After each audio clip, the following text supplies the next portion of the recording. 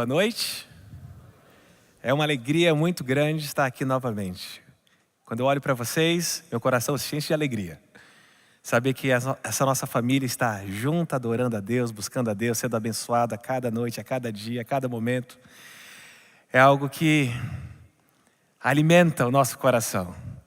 Vou dizer para vocês, essa semana está sendo uma bênção muito grande para a minha vida. Eu não sei como é que está sendo para a sua, mas para a minha vida está sendo uma bênção, porque eu vou voltar daqui lá para a minha igreja no Iraque, recarregado das baterias espirituais, por esse convívio na família. É tão bom a gente ter o lembrete de que a nossa família é muito maior às vezes do que aquilo que a gente consegue enxergar. Muito obrigado por estarem abençoando a minha vida. Está sendo um presente de Deus poder passar esses dias aqui com vocês. Eu não sei quantos de vocês lembram no sábado, quando eu fiz um desafio para a gente orar alguns momentos ao dia. Alguém de vocês lembra disso? Alguns estão orando. Queria lembrar para vocês, a semana de oração ela é mais poderosa quando a gente ora.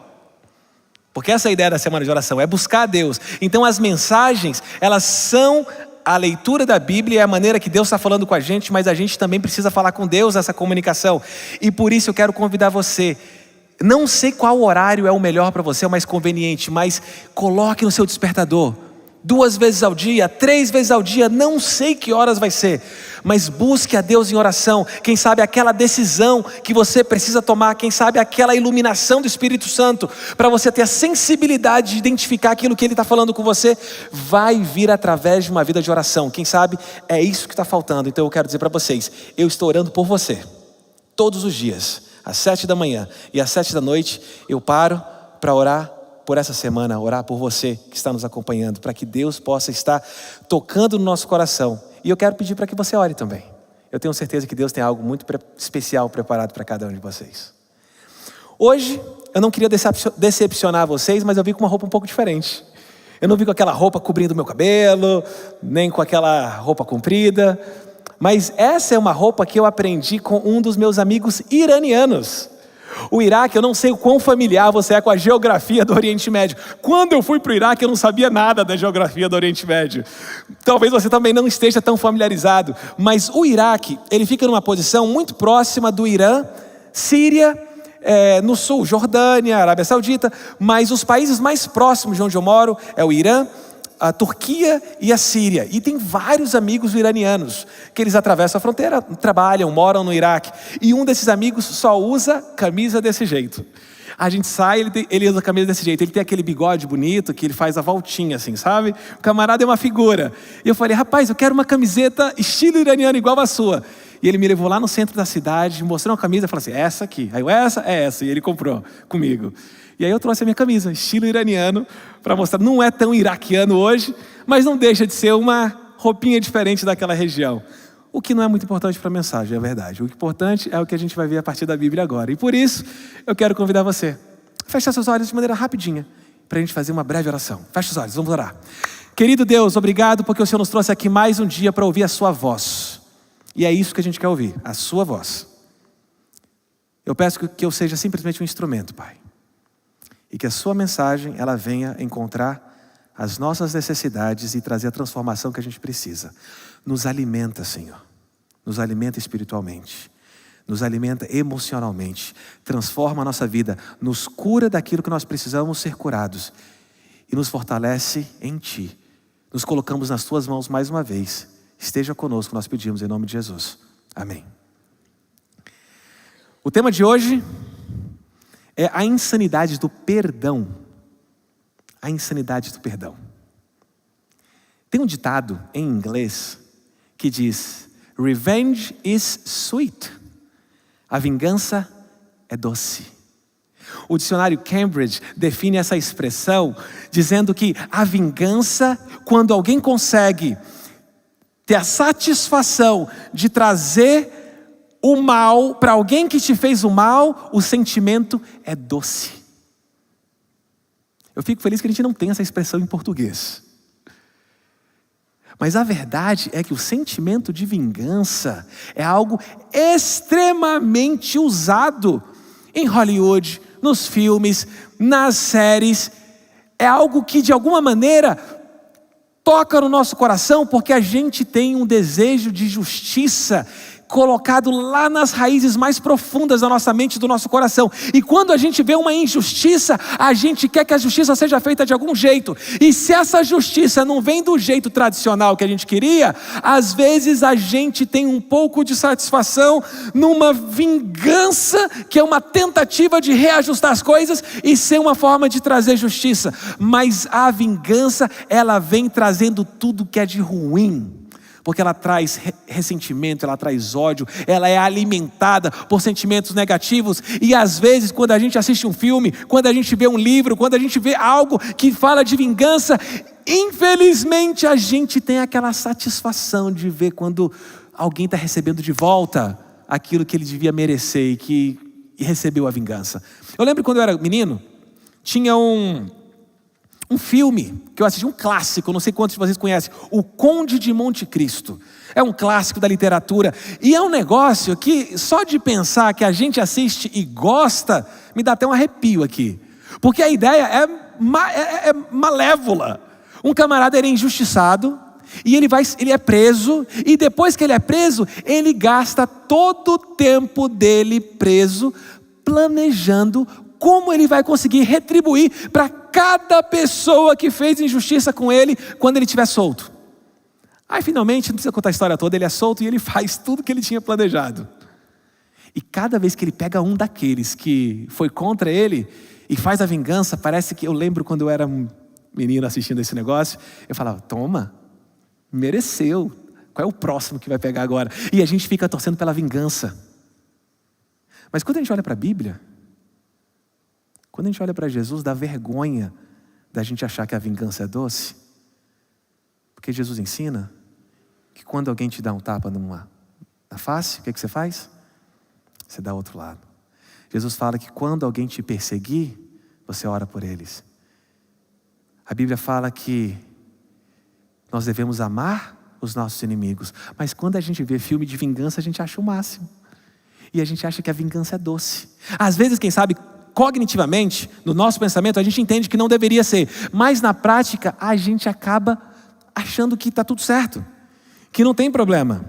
Eu quero mostrar para vocês uma família da Bíblia que vivia num contexto de vingança, de ressentimento, de maldade, que era uma família extremamente bagunçada. Mas antes de mostrar essa família, quero contar uma história para vocês de um canto aí do Oriente Médio, que eu não vou dizer aonde é, mas eu vou contar a história.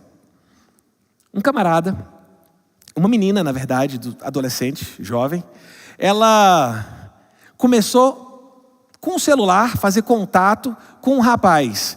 Contato vem, contato vai, a família não quer que ela faça muito contato, as questões de gênero são muito bem definidas no Oriente Médio, no sentido de que meninas adolescentes não conversam com homens fora da família, não existe contato físico, não existe abraço, não existe nada desse tipo de coisa, é bem separado. Na própria escola, geralmente os meninos só andam entre os meninos, as meninas só andam entre as meninas, e não tem tanta interação.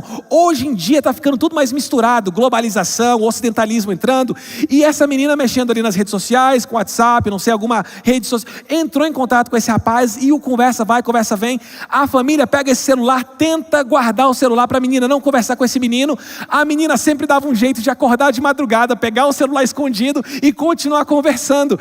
E é difícil, né, tirar o celular da mão de adolescente, de jovem, a gente gosta desse negócio. E aí o que acontece? Essa menina vai, papo vai. O que aconteceu no final da história? Essa menina, ela foge de casa, entra num carro com esse rapaz e desaparece. A família fica louca. Eles vão nas vizinhanças tentar descobrir o que estava acontecendo. Vêm as câmeras de segurança e vê que a menina pulou o muro, ela saiu, entrou no carro de um rapaz e agora começa a procura. Aonde que eles estão? A família fica furiosa. No Oriente Médio, a maneira que a cultura, os valores, eles são estabelecidos, talvez os valores mais altos, mais importantes, são os valores da honra e da vergonha.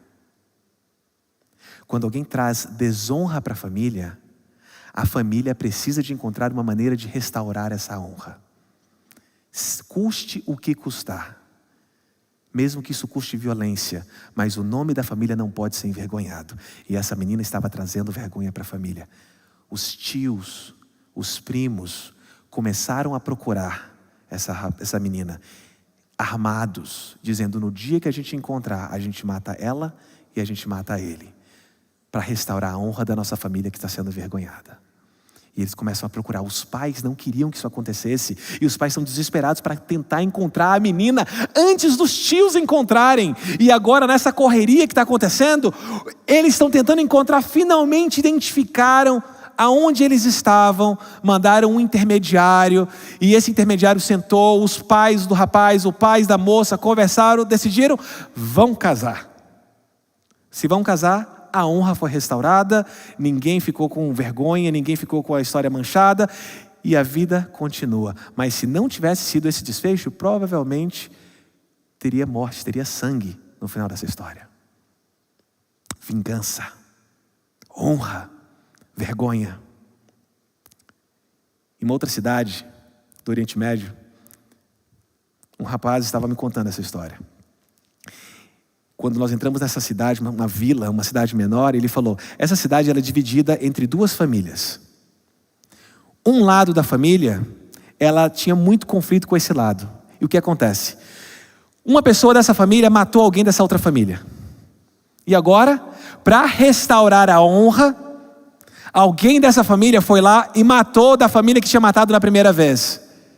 Só que eles não consideraram que ficou quite, não ficou resolvido. Agora essa família voltou e matou. E esse ciclo do ódio, da vingança, ele é retroalimentado. E ele continua e não acaba nunca. E quem está por trás disso tudo é Satanás, assistindo e batendo palma, porque é tudo isso que ele quer ver: desgraça, destruição, ódio, ressentimento e vingança.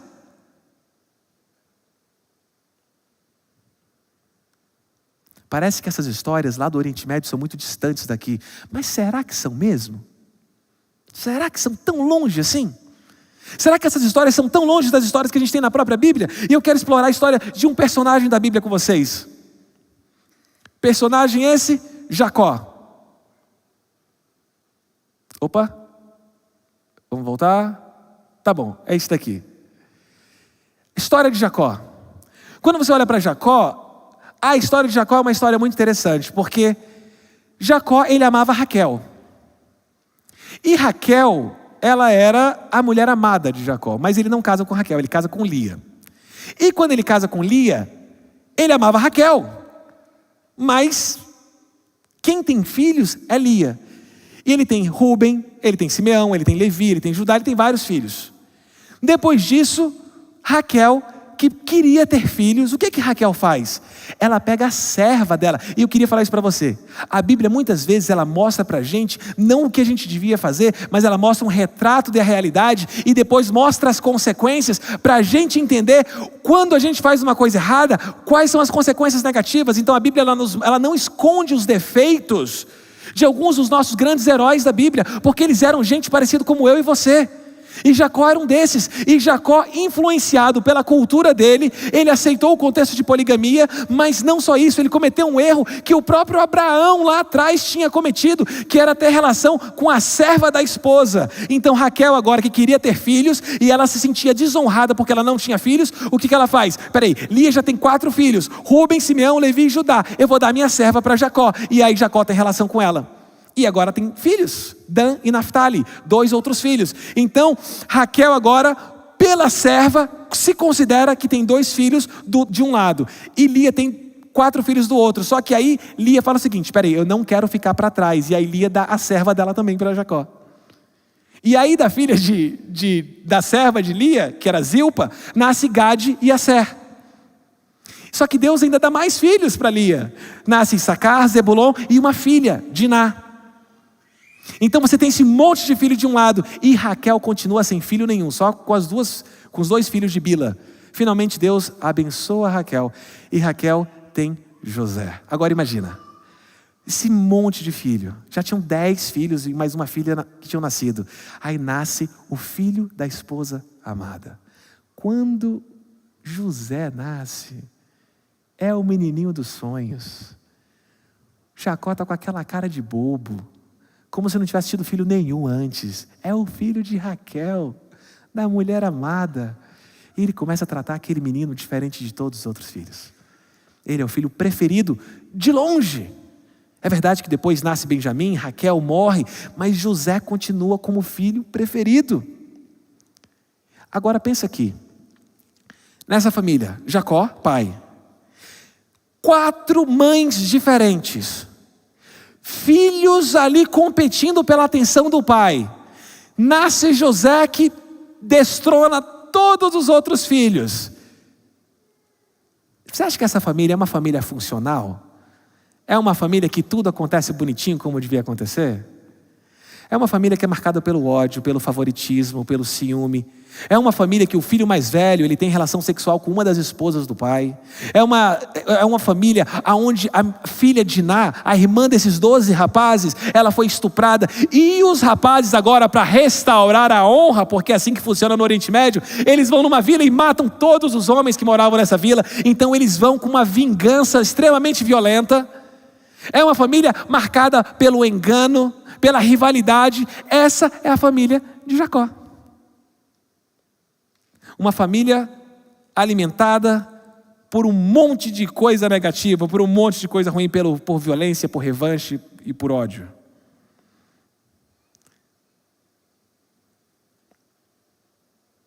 Quando a gente olha para a história de José, e se você quiser abrir sua Bíblia, vamos para Gênesis capítulo 37.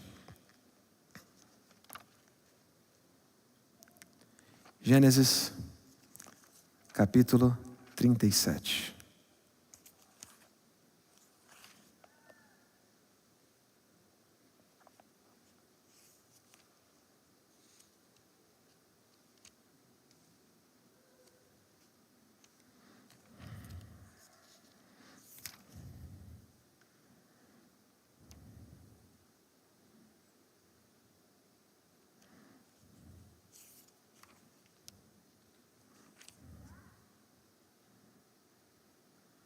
Aparentemente eu errei o capítulo, não importa. Mas o que importa é que José, a gente vê que José, ele era um rapaz, ele tinha 17 anos de idade.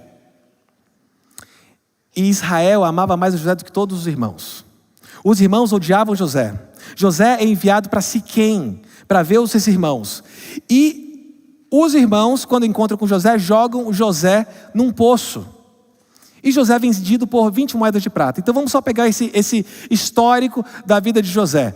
José, ele era o filho preferido, ele era tratado de maneira especial, era uma família com todas essas disfunções, com todo esse ódio, com todo esse ranço, com todos esses problemas. E agora José, ele vai ver os irmãos. Quando os irmãos encontram com José, jogam José no poço e José fica lá porque eles querem matar José. Finalmente mudam de ideia por causa que Rúben tem uma ideia de tentar salvar José, mas não consegue. Os irmãos vendem José e José é levado preso.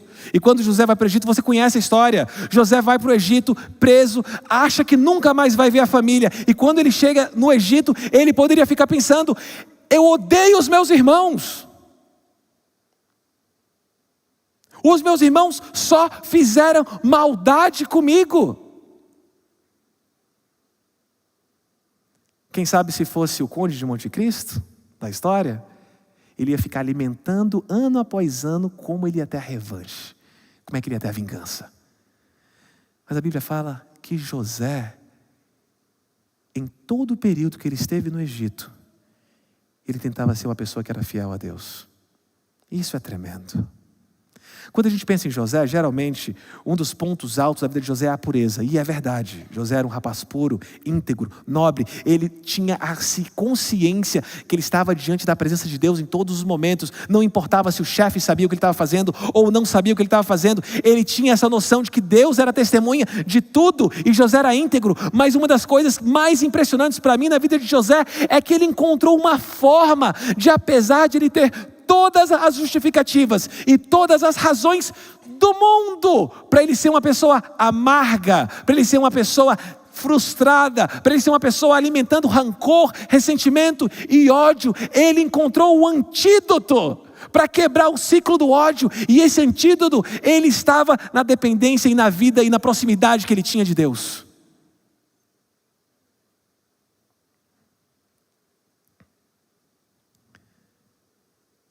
Eu fico pensando na minha e na tua vida. Será que às vezes não é isso que está faltando? Já alimentou ódio e raiva de alguém por um período longo? Eu já. Eu lembro de pelo menos 2 ocasiões na minha vida que eu alimentei ressentimento por um período muito longo e foi péssimo. Eu lembro que quanto mais eu alimentava o ressentimento, mais difícil ficava restaurar a relação. E depois que se passaram meses, parece que o orgulho não permitia tomar iniciativa para tentar resolver as coisas. A gente começa a procurar os culpados, a gente começa a procurar as justificativas, a gente começa a alimentar na nossa mente uma história que a gente cria e a gente, de alguma maneira, projeta todos os erros e todas as dificuldades na outra parte e a gente se coloca como inocente e no meio dessa confusão mental, o ódio, ele cria um espaço e ele nos domina. E sabe o que é o pior de tudo? Ele nos envenena. Às vezes a pessoa que a gente tem um ódio, ela está vivendo uma vida maravilhosa e não tem nem noção. E a gente que se sentiu ofendido, e a gente se acaba emocionalmente. A gente perde noite de sono. A gente se afasta das pessoas que a gente ama. É isso que a vingança faz com a gente, é isso que o ressentimento faz com a gente. E é isso que Satanás quer fazer com a gente. Satanás, ele quer destruir as famílias. Eu lembro que há pouco tempo atrás eu estava jogando basquete num parque público, lá na cidade de Gerbil, cidade que eu moro. E tinha um rapaz, um menino, um adolescente, talvez dos seus 18, 17 anos. E depois que a gente terminou de jogar, ele chegou para mim e falou: eu te sigo na rede social. Aí eu, sério, que legal, eu não sabia. E ele falou o seguinte: eu vejo que você passa bastante tempo com a tua família. É verdade, eu passo bastante tempo com a família, eu amo minha família. Aí eu lembro que você vem jogar basquete às vezes aqui e você sai mais cedo porque a tua esposa vem com os seus filhos e você sai para andar com eles no parque, para brincar um pouquinho com eles. É verdade, eu faço isso, eu amo passar tempo com meus filhos. Ele, pois é, eu não tenho isso em casa. Aí meu coração começou a cortar. Ele falou: meus pais são separados, eu moro com meu pai, mas meu pai não passa nem um tempo comigo, eu fico sozinho o tempo todo. Aí eu, o que a gente fala nessa hora? É triste, né? É isso que Satanás quer fazer com a gente, destruir a nossa família. Aí ele falou: eu vim de bicicleta para cá, já era 9 da noite, morava longe. Posso pegar carona com você? Eu, pode, entra no carro. A gente foi andando no carro, e ele falou assim: meu sonho era ter uma família unida. Às vezes eu tenho raiva do meu pai. Eu queria que meu pai fosse mais próximo. Eu queria ter família. Não tenho família. É isso que o Satanás, ele quer fazer. Ele quer destruir a nossa família. Ele quer destruir as nossas emoções. E quando ele destrói a nossa família, às vezes Satanás está tentando destruir a nossa imagem de Deus. Ele quer que a gente acredite que a nossa família aqui, ela não presta, então Deus não presta. Se o nosso pai aqui não é bom, o nosso pai no céu também não é bom. E ele começa a destruir tudo que é importante para a gente, com a raiva, com o ressentimento, com o ódio. José, ele tinha toda a razão do mundo para odiar os seus irmãos. Eu não sei como é que é a sua família. Talvez alguns de vocês venham de uma família linda, bem estruturada, onde tudo acontece da maneira que deveria acontecer. Difícil, porque famílias reais, elas têm problemas. Mas quem sabe alguns de vocês vêm de famílias extremamente destruídas. Quem sabe alguns de vocês agora, nesse momento, estão vivendo um drama familiar. Quem sabe tem um pai que está brigado com o filho. Quem sabe tem um filho que está brigado com o pai. Quem sabe tem irmãos que pararam de se falar porque tiveram algum problema. Quem sabe não é a família mais próxima, mas quem sabe tem um primo, tem um tio. Quem sabe não é a família, quem sabe é o seu melhor amigo que você teve problemas. Eu não sei, mas a verdade é que Satanás está tentando destruir os relacionamentos, porque ele sabe que a gente vive em comunidade e a gente consegue entender melhor quem é Deus e se aproximar de Deus também vivendo em comunidade. Quando a gente começa a odiar uns aos outros, a gente começa a se afastar do amor que Deus tem para nós, porque a essência de amar a Deus é quando a gente ama a Deus, a gente ama o próximo. Mas Satanás, ele quer destruir o nosso amor ao próximo, o nosso amor a Deus, e adoecer, e matar, e destruir cada um de nós. É isso que é o conflito que a gente está vivendo. E de um lado a gente tem Satanás estimulando o ódio, a revanche, a vingança, e do outro lado está Deus oferecendo o perdão. E quando eu enxergo até hoje comunidades onde você faz uma coisa, você vai e volta e dá o troco. Aonde uma pessoa machucou a outra, você machuca de volta. Não é isso. E Deus, ele veio com uma mensagem completamente diferente. Jesus ensina o que é loucura para o mundo. A gente ama os nossos inimigos. Isso é loucura. Oferecer o perdão é loucura. Há um tempo atrás uma pessoa chegou para mim lá naquelas bandas onde eu moro. Ele falou: da onde eu venho, a gente não ensina sobre perdão. A gente ensina sobre justiça, a gente ensina sobre um monte de coisas no nosso ambiente religioso, mas a gente não ensina muito sobre perdão. Você podia me ensinar mais um pouquinho do que a Bíblia ensina sobre perdão? Porque o perdão é um ensino quase que da maneira que a Bíblia ensina, é exclusivo de Jesus, da Bíblia. Não só de Jesus revelado no Novo Testamento, mas revelado por Jesus em toda a Bíblia. José, escravo na casa de Potifar, vai para a prisão. Capítulo 41, José se torna governador do Egito. Agora sim, todo o poder está na mão de José. E o melhor, não só todo o poder, mas agora toda a oportunidade. O que acontece? A fome ataca a terra. Os irmãos de José, aqueles que traíram José, que tinham vingança, que eram maus, que fizeram tudo de ruim com José, agora eles aparecem no Egito, e José é o Todo-Poderoso, ele tem todo o poder na mão, ele é o governador, segunda pessoa mais importante da época, e os irmãos chegam agora diante de José, pedindo que ele pudesse vender comida para eles, porque se eles não recebessem comida, a família toda ia morrer. E eles se prostram diante de José. José lembra do sonho. E agora, como é que você lida com isso? Vingança? Doce. Sabe, a vingança, ela pode ser doce, às vezes, no lábio.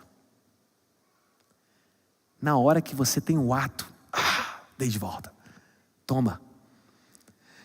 Mas quando ela começa a ser digerida, ela é amarga. Porque a vingança, ela simplesmente continua retroalimentando esse ciclo infinito do ódio. José olha para aqueles irmãos e José decide quebrar o ciclo do ódio. José olha para os irmãos, você conhece bem a história. Encurtando tudo, José abraça os irmãos. Vocês não precisam ter medo. Deus permitiu que isso tudo aqui acontecesse. Perdoo vocês. O perdão, ele liberta. O perdão, ele liberta a pessoa que está perdoando. Sabia disso? Porque a gente, quando não perdoa, a gente está se envenenando. A gente está morrendo aos poucos. A gente está minando a influência de Deus na nossa vida. A gente está destruindo a imagem de Cristo em nós. Porque vingança não pertence a Deus, ódio não pertence a Deus, ressentimento não pertence a Deus. E quando a gente decide não perdoar, a gente está destruindo a imagem de Deus em nós. Então quando a gente perdoa, a gente se liberta. A gente se liberta do ódio, a gente se liberta das frustrações, a gente encontra uma libertação que Jesus oferece. E eu não sei se existe alguém aqui nessa igreja hoje que precisa oferecer o perdão para alguém. Será que tem alguém que a gente precisa perdoar? Será que tem alguém que a gente tem ainda alguma mágoa, algum ressentimento no nosso coração? E a gente fica prorrogando, protelando, a gente fica tentando encontrar uma oportunidade perfeita, ou a gente desistiu de tentar, de resolver esse conflito, mas Deus está usando hoje para lembrar que a gente precisa destruir esse ciclo do ressentimento e do ódio. O perdão, ele liberta aquela pessoa que está perdoando, mas ele também liberta a pessoa que está sendo perdoada. Então o perdão, ele é uma relação de ganha-ganha. Todo mundo ganha nessa história. Quando a gente perdoa, a gente se liberta, mas a gente também oferece o perdão para uma pessoa que, quem sabe, está convivendo com a culpa durante muito tempo. Uma pessoa que está convivendo com vergonha durante muito tempo. Uma pessoa que convive com medo. Uma pessoa que evita os lugares onde você vai, porque ela sabe que ela fez uma coisa errada, mas a honra não permite que ela venha e admita, e ela não toma iniciativa. Então, quando a gente decide perdoar, a gente está se libertando, mas a gente também está oferecendo a oportunidade para uma outra pessoa ser liberta. E é isso que Deus pede de nós. E sabe qual é a combinação perfeita? A combinação perfeita é que quando a gente oferece o perdão e a pessoa aceita o perdão, a gente tem a reconciliação. Sabe, a gente nunca deve subestimar a importância das pequenas coisas que Deus nos pede. José, ao longo da vida, ele foi fiel em cada parte da vida que ele viveu, e no final ele estava preparado para tomar uma das decisões mais difíceis que ele poderia tomar. Eu quero ler com você Gênesis 45, verso 5. Gênesis 45, verso 5.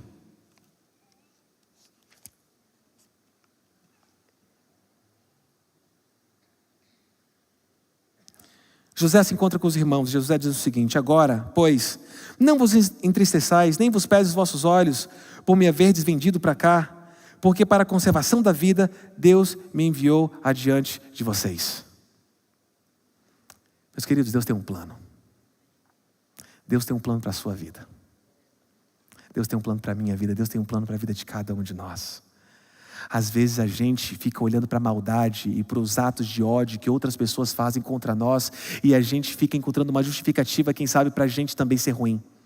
A gente fica encontrando uma justificativa para um fracasso ou para sentimentos negativos, mas Deus está no controle, e tudo o que acontece na nossa vida pode se tornar numa bênção quando a gente se submete completamente a Deus. A vida de José é uma vida que nos mostra que o perdão, ele restaura. O último texto da Bíblia que eu quero ler com vocês hoje está no livro de 2 Coríntios, lá no Novo Testamento.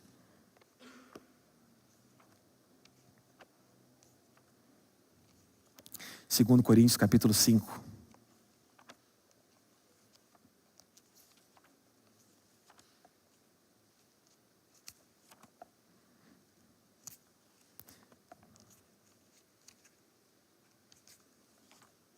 Versos 18 a 20.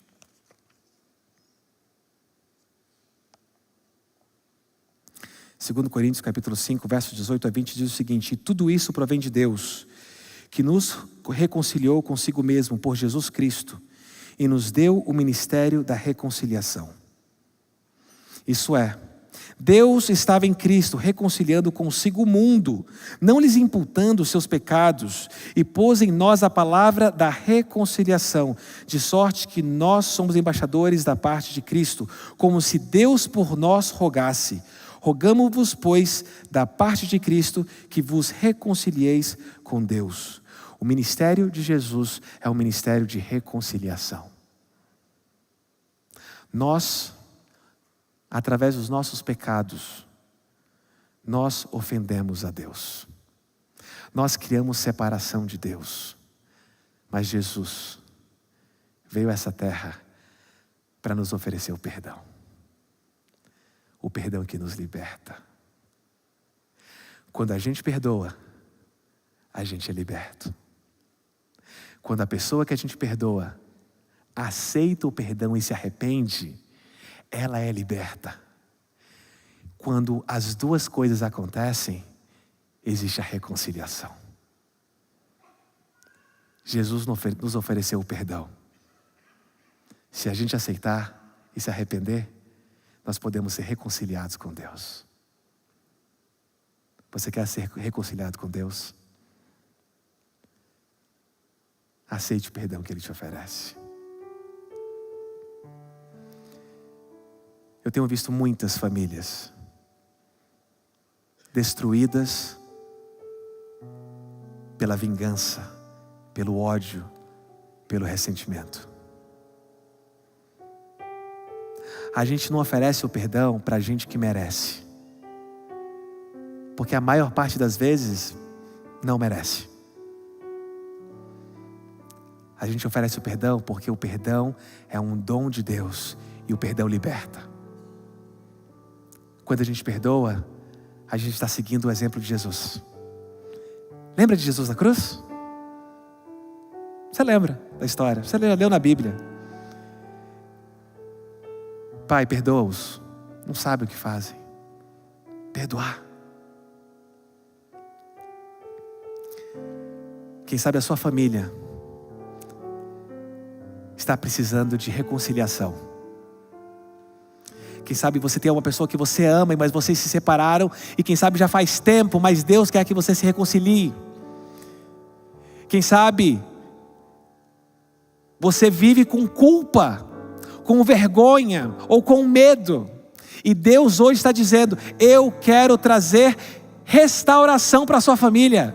Eu quero trazer restauração para o relacionamento com seus amigos, e através dessa restauração no relacionamento humano, a gente também é restaurado no nosso relacionamento com Deus, porque é impossível a gente agradar a Deus quando a gente está vivendo uma vida de ódio e de ressentimento.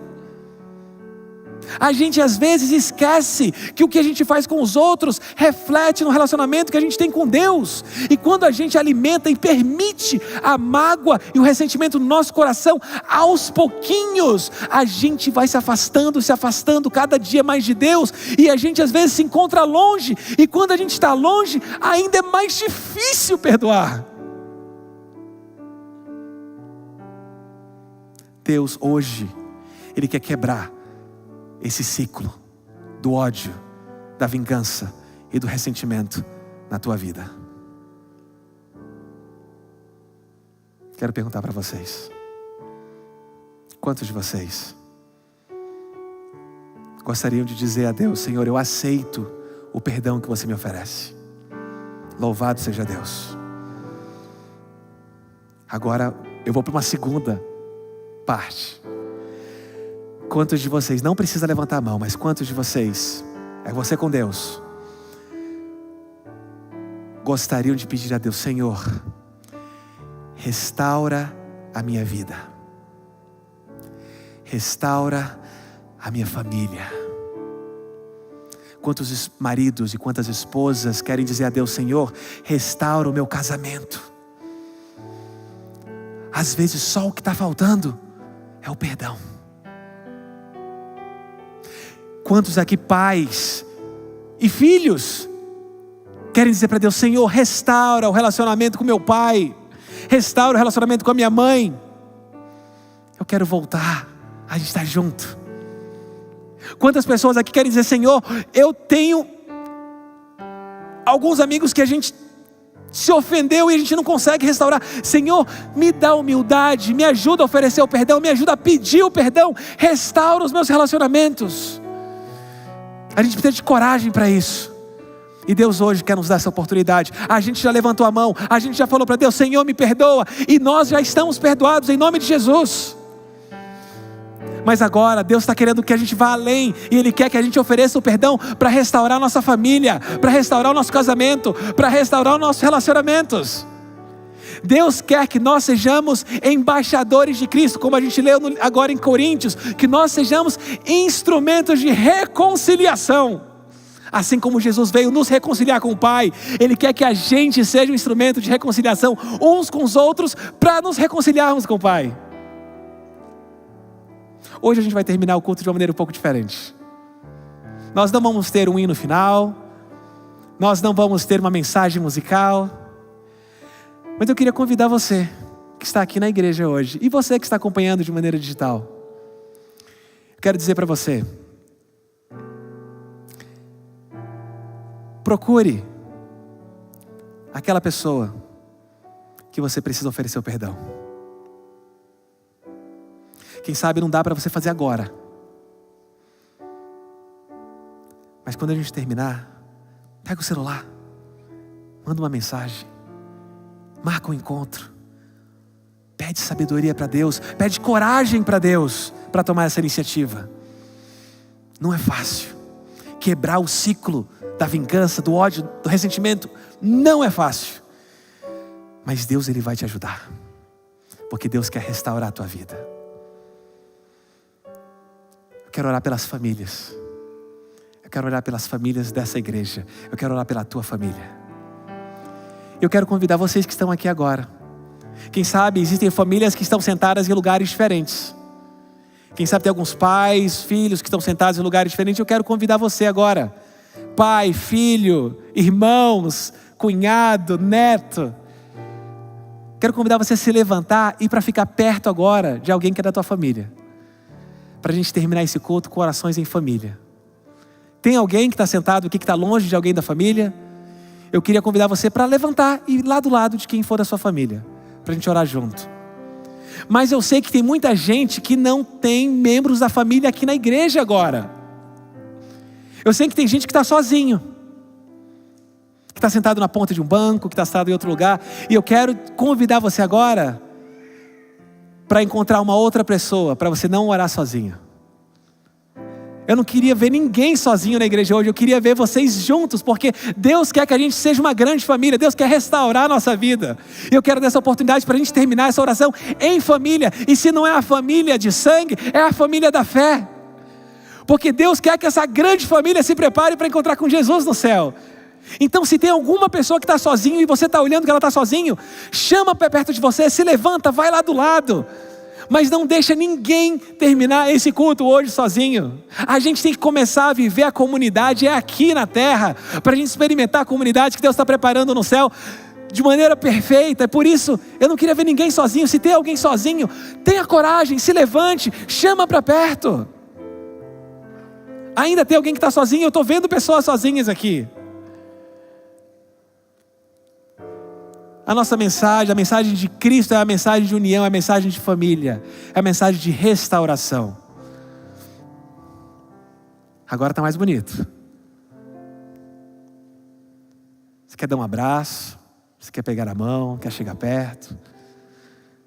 Você não está sozinho. Você não está sozinho. Deus te deu uma família. Essa é a tua família. É um pedacinho da tua família. José nos ensina que a reconciliação, ela une. Satanás quer destruir. Não vamos deixar Satanás destruir a nossa família. Em nome de Jesus. Que o nosso casamento seja restaurado. Que o relacionamento com os nossos filhos seja para a honra e glória de Deus. Que a gente perdoe. Que a gente quebre o ciclo do ódio, da vingança. Quero orar por você. Vamos levantar? Fiquem pertinho. Ninguém longe, ninguém separado, ninguém sozinho. E depois da oração, eu não sei se é pedir demais, mas eu ia sugerir para você dar um abraço em quem está do lado. Eu gosto de abraço. No Oriente Médio eu já falei para vocês. Quando a gente se cumprimenta é 4 beijinhos, um de cada lado. A gente gosta de abraçar. Vamos ficar juntos, vamos se abraçar. Jesus está com a gente. E Ele quer restaurar a nossa vida. Vamos orar? Querido Deus,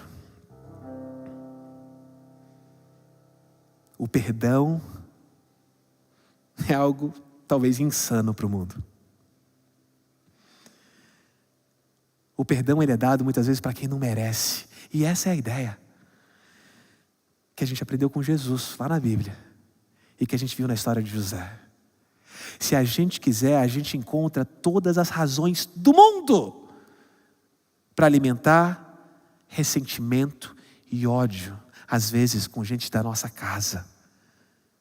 Às vezes casamentos se acabam simplesmente porque não existe perdão.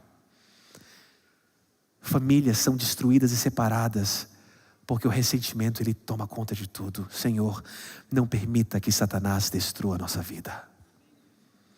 Não permita que Satanás destrua a nossa família. Às vezes nós não temos força, sozinhos, para quebrar o ciclo do ódio. Mas nós queremos pedir, Pai, que pela sua graça, pelo seu poder, pela ação do Espírito Santo na nossa vida, que nós possamos ser agentes de reconciliação nesse mundo. Restaura a nossa família. Restaura os nossos relacionamentos, Pai. Nos perdoe e restaure o nosso relacionamento contigo, Senhor. Nos colocamos nas tuas mãos e nós pedimos em nome de Jesus. Amém. Abraço. Agora é a hora do abraço. Que Deus te abençoe e que a paz do nosso Senhor esteja sobre cada um de nós. Amém.